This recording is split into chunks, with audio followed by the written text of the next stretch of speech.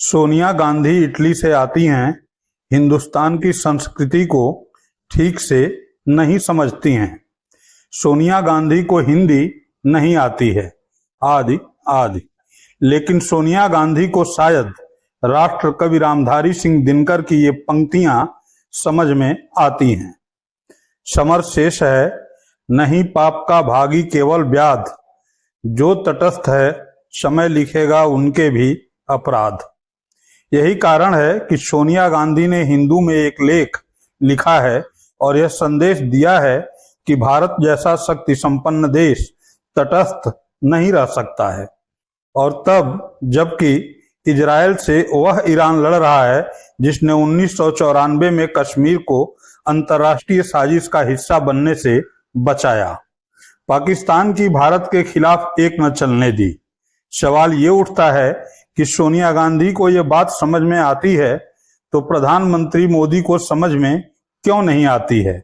जिस गुजरात से मोदी आते हैं उसी गुजरात के गांधी और पटेल आज होते तो क्या तटस्थ होते। चलो मान लेते हैं कि गांधी और पटेल मोदी की पार्टी से नहीं थे, अटल जी तो थे। क्या उनकी बात भी मोदी जी की समझ में नहीं आती है। एक गलतफहमी पैदा की जा रही है। यह कहा जा रहा है जनता पार्टी की सरकार बन गई, वो अरबों का साथ नहीं देगी, इजराइल का साथ देगी। आदरणीय मोरारजी भाई इस स्थिति को स्पष्ट कर चुके हैं। गलतफहमी को दूर करने के लिए मैं कहना चाहता हूं कि हम हर एक प्रश्न को गुण और अवगुण के आधार पर देखेंगे, लेकिन मध्य पूर्व के बारे में यह स्थिति साफ है कि अरबों की जिस जमीन पर इजराइल कब्जा करके बैठा है वो जमीन उसको खाली करना होगी।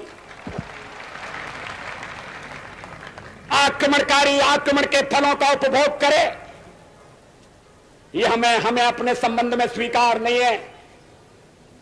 तो जो नियम हम पर लागू है वो औरों पर भी लागू होगा।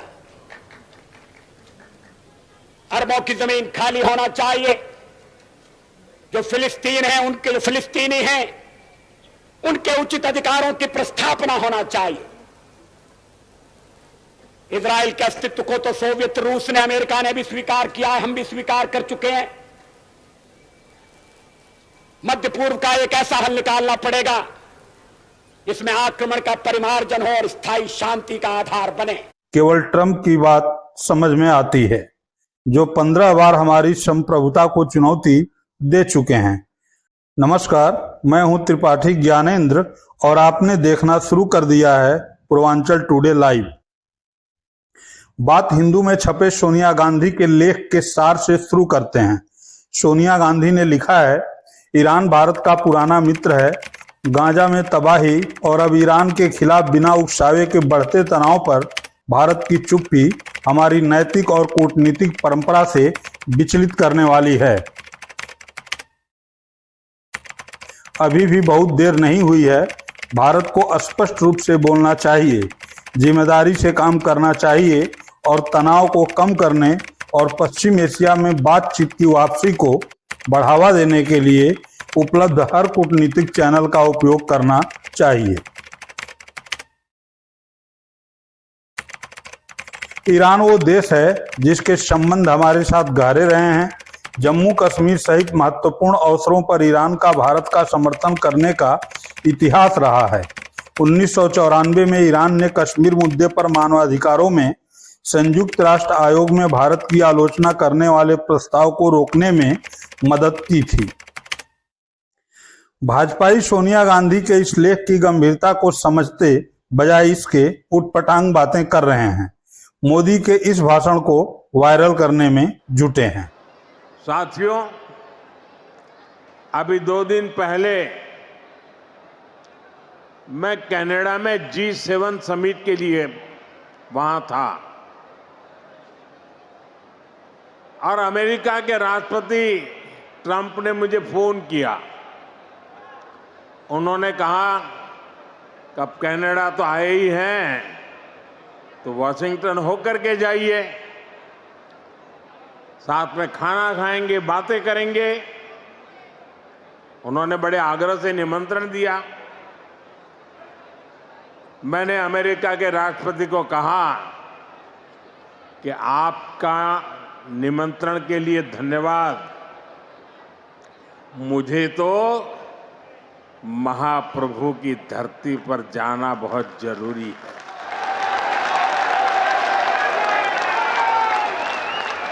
और इसलिए मैंने उनके निमंत्रण को नम्रतापूर्वक मना किया और आपका प्यार, महाप्रभु की भक्ति मुझे इस धरती पर खींच करके ले आई है। अब मोदी जी को कौन समझाए कि जब पूरे विश्व की नजर ईरान और इजराइल युद्ध पर टिकी है, तब मोदी जी दावत के किस्से सुना रहे हैं। दावत भी किसकी? उस ट्रंप की जिसने हमारे नौजवानों को जंजीर में बांधकर भेजा, हमारे युवा को न्यूयॉर्क एयरपोर्ट पर बूटों से रौदा, हमारे ऊपर असहनीय टैरिफ लगाया, हमारी सेना के शौर्य को मजाक बनाया, एक दो बार नहीं 15 बार हमारी संप्रभुता पर हमला दर हमला किया। ऐसे ट्रंप की दावत में न जाकर मानो मोदी जी ने अपने ही देश के एक प्रदेश उड़ीसा पर एहसान कर दिया है। मोदी जी को एक बार और सुनिए, आखिर कह क्या रहे हैं। ट्रंप ने मुझे फोन किया, उन्होंने कहा कब कनाडा तो आए ही हैं तो वाशिंगटन होकर के जाइए, साथ में खाना खाएंगे, बातें करेंगे। सुना आपने, अब कनाडा तो आए ही हैं, वाशिंगटन होकर जाइए, साथ में खाना खाएंगे, बातें करेंगे। इसमें आग्रह क्या है? निमंत्रण कैसे है कि आ गए हैं तो आ ही जाइए? सवाल तो यह भी है कि ट्रंप आपको खाने पर बुला रहे थे या पहले से मुनीर के लिए जो बिरयानी बनवा रहे थे उसे साझा कर स्वाद चोखा करने की सोच रहे थे, क्योंकि उसी दिन और उसी समय पर पाकिस्तान के सेना प्रमुख मुनीर पहले से आमंत्रित थे। चलिए, आप नहीं गए, देश इसके लिए आपका ऋणी है, लेकिन ट्रंप से यह तो पूछ लेते कि पहले टैरिफ, फिर युवाओं के हाथ में हथकड़ी और पैर में जंजीर, न्यूयॉर्क एयरपोर्ट पर छात्र को बूटों से रौदना और फिर हमारी सेना के शौर्य को सीज फायर कहकर बार बार अपमानित करने के बाद भी आप खाना क्यों खिलाना चाहते हैं, वह भी मुनीर के साथ? कहीं इरादा सिंधु जल खुलवाना या ईरान की नजर में गिराना तो नहीं है? लेकिन मोदी जी ये सारे सवाल महाप्रभु के नाम पर गोल कर गए और अब इस वीडियो को वायरल कराकर सोनिया गांधी के सवाल को गोल करने के जतन किए जा रहे हैं। आखिर हम किस बात की शक्ति हैं कि अपना कोई स्थान तय नहीं कर पा रहे हैं? मित्र ट्रंप को बता रहे हैं तो वह दुश्मन जैसा व्यवहार कर रहे हैं, और दुश्मन पाकिस्तान को बता रहे हैं तो मित्र ट्रंप उसको बिरयानी खिलाए जा रहे हैं। उसी पाकिस्तान के षड्यंत्र को नेस्तनाबूद करने में ईरान ने हमारे लिए सभी मुस्लिम कंट्रियों से दुश्मनी मोल ली थी। आपको पता होगा 1994 में संयुक्त राष्ट्र मानवाधिकार आयोग में प्रस्तावित प्रस्ताव पाकिस्तान द्वारा प्रायोजित था।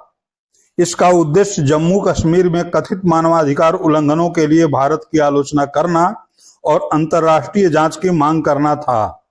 इस प्रस्ताव में विशेष रूप से कश्मीर में भारतीय सुरक्षा बलों पर मानवाधिकार हनन के आरोप लगाए गए थे और इसे भारत के खिलाफ एक राजनयिक कदम के रूप में देखा गया।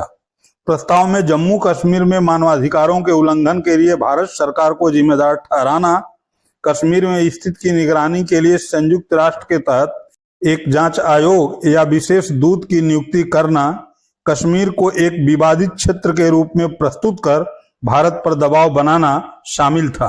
लगभग सभी मुस्लिम देश पाकिस्तान के साथ थे।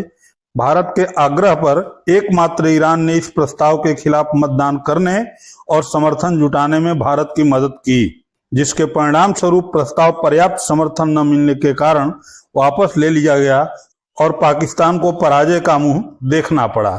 यह भारत के लिए एक महत्वपूर्ण राजनयिक जीत थी, जिससे कश्मीर अंतर्राष्ट्रीय षड्यंत्र का हिस्सा बनने से बच गया। आज उसी ईरान के मुद्दे पर सोनिया गांधी चुप्पी तोड़ने को कह रही हैं, तो क्या गलत कह रही हैं?